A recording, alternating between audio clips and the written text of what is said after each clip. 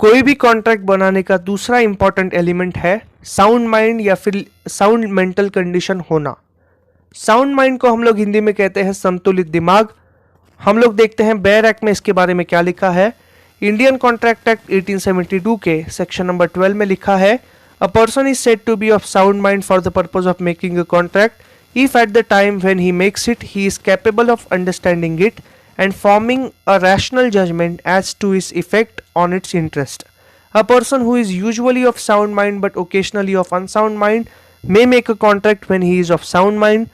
A person who is usually of sound mind but occasionally of unsound mind may make a contract when he is of unsound mind. इसको हम लोग आसान भाषा में simplify करके देखते हैं। सबसे पहले मैं इसे रीड आउट कर देता हूं। Sound mind in a contract means capacity of a person to understand whether a contract is beneficial for him or not and then form a rational judgment upon it in this regard. Agreements with a person of unsound mind are void.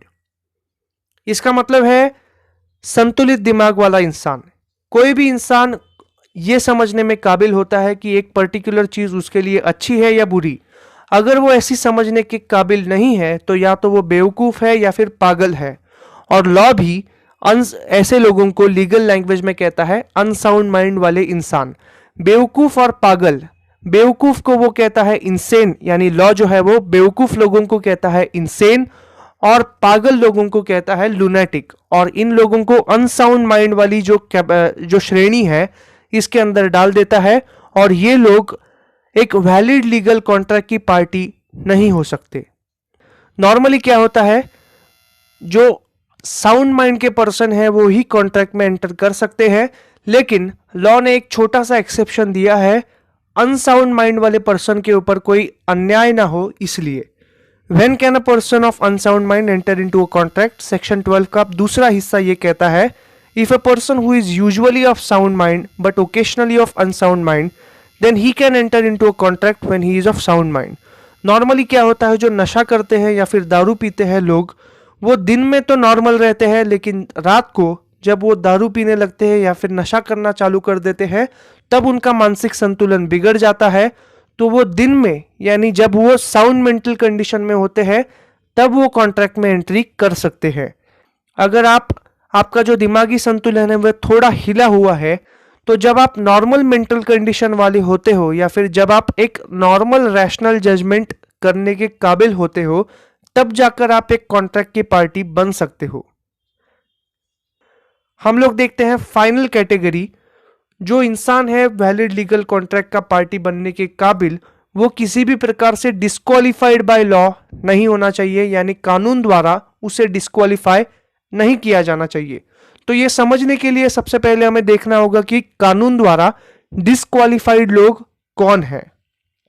So following are the person who are disqualified by law to enter into a contract. Alien enemies, a contract with alien enemies is void. A contract with foreign sovereigns is also void. सबसे पहले हम लोग देखते हैं alien enemies का मतलब, हम लोग भारत में रहते हैं और भारत जिन देशों से वॉर पे चल रहा है, at the state of war चल रहा है, उन देशों के सिटीजन के साथ अगर कोई कॉन्ट्रैक्ट बना दिया जाए तो उसे हम लोग कहेंगे वॉइड।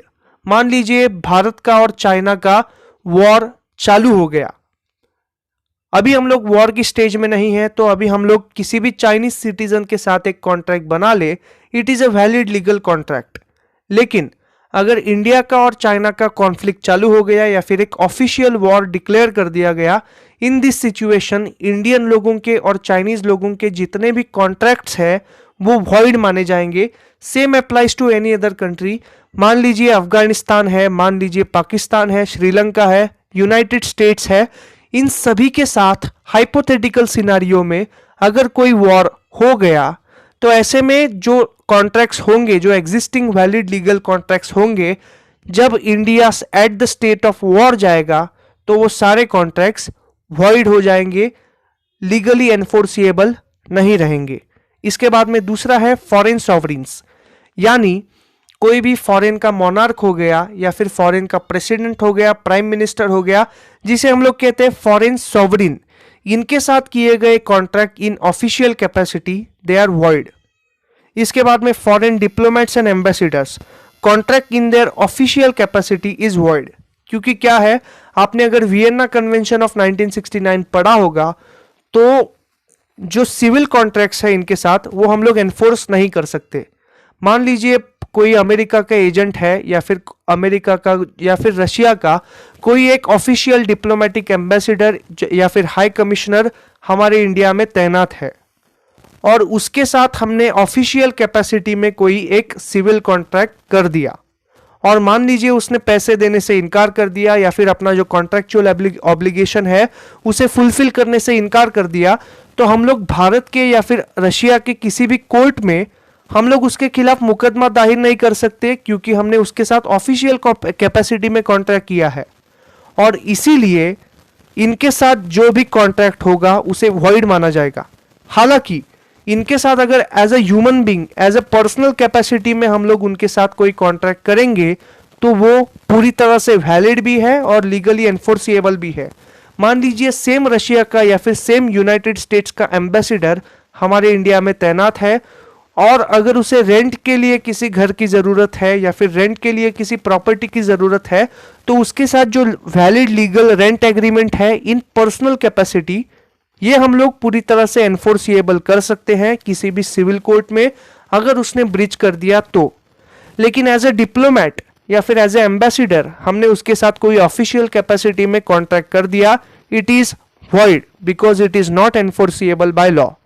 इसके बाद में कॉरपोरेशंस, आपने देखा होगा कि सारी कंपनीज के जॉइंट वेंचर्स होते हैं, कोई भी कंपनी जो है वो कॉन्ट्रैक्ट में एंटर करती है तो ये थोड़ा सरप्राइजिंग आपको लगेगा, लेकिन कॉरपोरेशन जो है वो आर्टिफिशियल लीगल पर्सन है।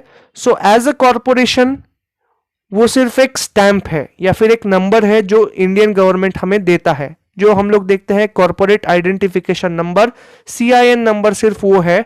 लेकिन कॉरपोरेशन अपने डायरेक्टर्स के द्वारा या फिर अपने ऑफिशियल रिप्रेजेंटेटिव्स के द्वारा एक दूसरे के साथ कॉन्ट्रैक्ट कर सकती है। मान लीजिए ABC लिमिटेड और DEF लिमिटेड ये दोनों कॉरपोरेशंस हैं और अगर वो दोनों एक दूसरे के साथ कॉन्ट्रैक्ट में आना चाहती है तो ABC लिमिटेड का जो भी डायरेक्टर होगा या फिर ऑफिशियल रिप्रेजेंटेटिव होगा वो और दूसरे DEF लिमिटेड का जो भी डायरेक्टर होगा वो दोनों एक दूसरे के साथ एज ए कंपनी के रिप्रेजेंटेटिव कॉन्ट्रैक्ट में एंटर करेंगे और फिर हम लोग बोलेंगे कि ABC और DEF इन दोनों कंपनीज का आपस में एक कॉन्ट्रैक्ट हो गया। लेकिन इन देयर ऑफिशियल कैपेसिटी दोनों कॉरपोरेशंस एक दूसरे के साथ कॉन्ट्रैक्ट नहीं कर सकते because they are not natural persons. इसके बाद में convicts, the contract with convict are void till he completes the trial and punishment if found guilty.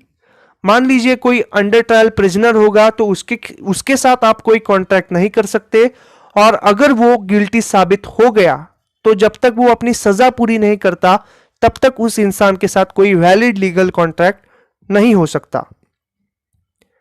तो ये थे डिस्क्वालिफाइड पर्संस बाय लॉ और ये थे 3 criteria for the competency of contract. So that's it for today's lecture. Thank you so much. Please like, share and subscribe to my channel.